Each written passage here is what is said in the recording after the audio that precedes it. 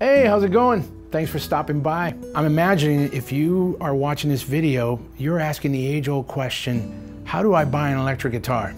We're gonna help you out. We're gonna help you find the right guitar. First thing I recommend is to get acquainted with all the basic components of an electric guitar. This right here is the headstock, and then the neck. This is the heel where it all comes together with the body. So let's talk about the electronics. These are the pickups. You're gonna find them under the string. Really important job because they pick up the string vibrations and allow it to be amplified. Of course, you have your volume control, your tone control, which control the volume and the tone, and your switches that help you select the type of pickup that you want to use, and ultimately, your output jack. So another really important thing is to get familiar with the different body styles. This guitar right here is a double cut. There's also a single cut. What we mean by a cut is that it's actually a contour that's cut into the wood that allows you to play up the neck. It also helps with the balance of the guitar. And then of course, there's also the aesthetics, how it looks. This particular guitar has a bolt-on, where it actually has 4 bolts that hold the neck together with the body. And then there's a set neck, which is actually glued in. A lot of different perceptions between the two, which one sounds better. You know, they're both great. There is a higher price with a set neck because that construction method costs a little bit more. You might want to familiarize yourself with what we refer to as a scale length. This is something that I didn't do, and I wish I would have done earlier and found out the differences between scale lengths. There's, again, 2 very essential scale lengths in this level of guitar, and one of them is going to be 25.5 scale length, and the other one's going to be 24.75 scale length.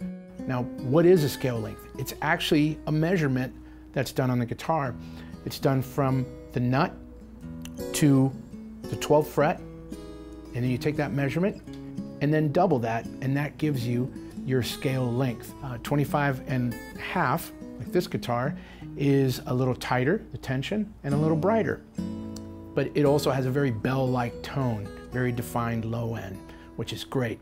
On a 24.75, it's going to be a little easier to play. The strings are going to be a little looser, a lower tension, obviously, but it's going to have a warmer tone. So there are 2 totally different things there. No 2 hands are alike. Check out both scale lengths, find out which one is the most comfortable for you, and honestly, you can mix it up as time goes on and have both in your arsenal. So let's discuss Tonewoods. Now, at this price point, I would just focus on the essential wood materials that you're going to see most commonly. In neck construction, you're going to see maple, mahogany, NATO. In fingerboards, very common, rosewood. Also very common, maple. And then there's Sonoklin. Bodies, you're going to see alder and agathis, and of course there'll be choices for mahogany, especially in a set neck construction. All of them have great sound characteristics, and what it all comes down to is if the guitar is made well. So now that you're familiar with all the nuts and bolts and electronics and construction of an electric guitar, it's time to get you ready to walk into a store and actually inspect guitars. One thing that you want to check is intonation. Now, intonation is a deeper level of tuning a guitar. It creates a balance in tune across the whole fretboard. The open note, the 12th fret harmonic, and the actual fretted note, they should be all the same and balanced. If they're just a little bit off, either flat or sharp, just bring it to the attention of someone in the store that can adjust it for you. It's a real simple adjustment done at the bridge. Now, when it comes to comfort and playability, it's really important that you like the neck. Best way to check a neck profile and shape is to just simply try a bunch of different guitars, and I kind of feel it pretty much all the way across, and I make sure that it feels really comfortable in my hand. If I can grip it and if my thumb touches my fingers, you know, it usually means that it's pretty comfortable. So let's talk about pickups.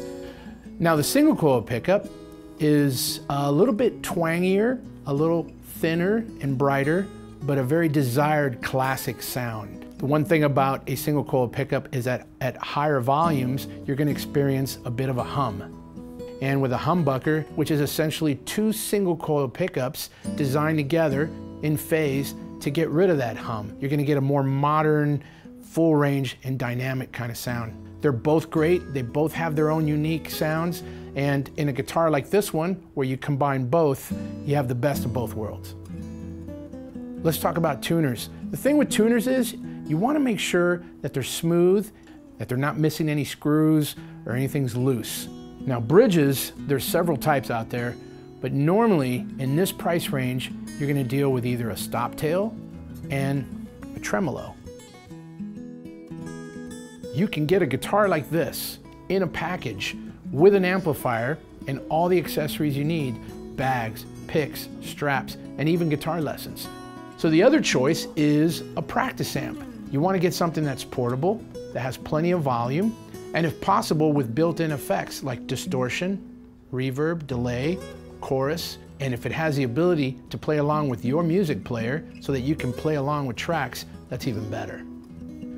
So in conclusion, don't be afraid to ask questions, and don't be afraid to be different. Find the guitar that's right for you.